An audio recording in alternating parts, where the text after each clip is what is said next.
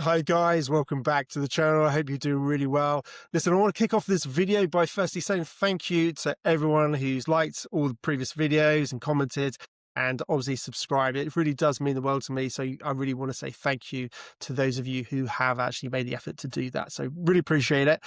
Listen, the title of today's video is Why Trust Us is a Design Failure. So that sounds quite sort of high level, quite hypothetical. I want to keep it quite simple for those of you who aren't maybe as familiar with some of these phrases. And why even does it matter? And why do we even get, where does it start trusting and why is that not maybe we need something else for when we're dealing with big global systems dealing with billions of people. So let's start off from the very basic sort of principle.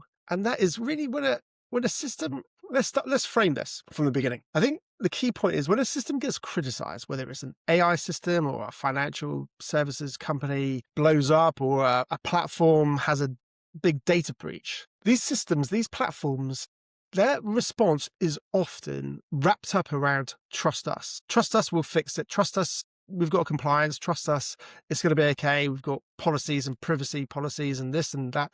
Trust us, it's going to be fine. I know this happened, but mistake. We'll fix it.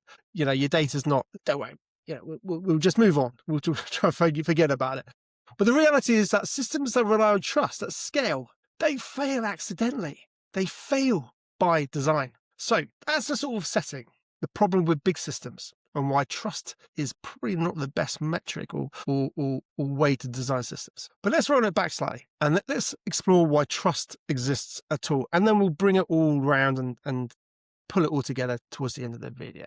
So I guess the obvious question is, why do humans use trust? Why do we rely on trust? When does trust actually make sense? Well, let's think about it. So as humans, we trust families, we trust our friends, and we trust our sort of local communities. We trust when there is accountability and also when there's clear consequence. We trust when it's relatively small circles. Like I said, families, our immediate friends, our small communities. It makes sense. There's real accountability and there's consequence if somebody lies to us or what have you. We want to trust, that is our human nature. We want to think that people are good people and we want to be able to trust. But trust is a design that was very relevant for humans in that sort of reality with friends, family, local communities. And it evolved from small groups. But it hasn't evolved and it's not functional for global automated systems. It's not functional. It's not a good, hope that these big institutions will be trustworthy. We can't rely on that. And it's been proven out, unfortunately. So where does it move to? What's the alternative to trust? Well, there is something called verification. And this is where trust comes into conflict, I guess. If we can verify something, like our data, if we can verify that somebody or a system or a process says X, Y, Z, and we can verify it, we don't need to trust. So trust is only required when verification is impossible. But verification removes the need for trust. And that's key. We don't need to trust a platform, a bank, a digital, whatever it is. We can verify. And in a digital world, in a global system with billions of people, we can't rely on trust. We need to be able to verify. Verification is the ultimate gold standard.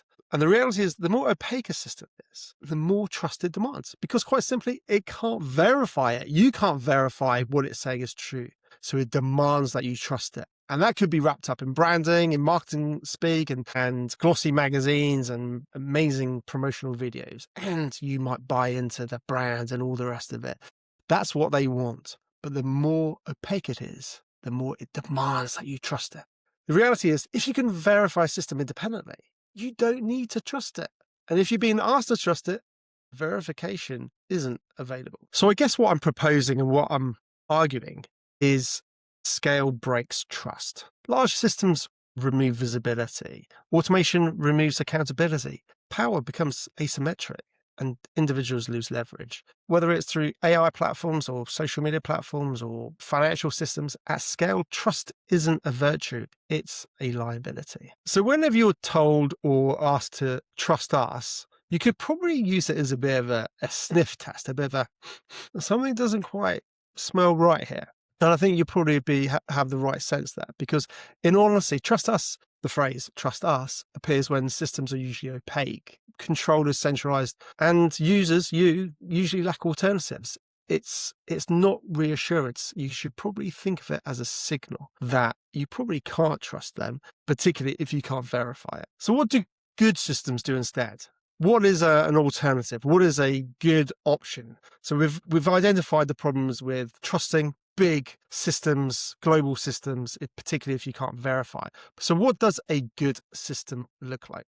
So good systems reduce the need for trust. They rely on verification, local control, transparency, and optional participation. The most resilient systems don't ask to be trusted. They make trust unnecessary. So wrapping this up and thinking from putting it all together, I think the problem isn't that people don't trust institutions enough. It's that we keep building systems that require trust where it shouldn't be necessary. So I'll leave you with that, and let us know what you think in the comments. It's something for you just to consider and think about. Ultimately, trust is probably designed for those small families, communities, friends, where there's actual consequence and reputation. But when we're dealing with massive billions of people, platforms, systems, processes, trust us is a design failure. Listen, guys, really appreciate you still being here. Hit that like, subscribe, do all those amazing things. And yeah, can't wait to catch you on the next one. Take care.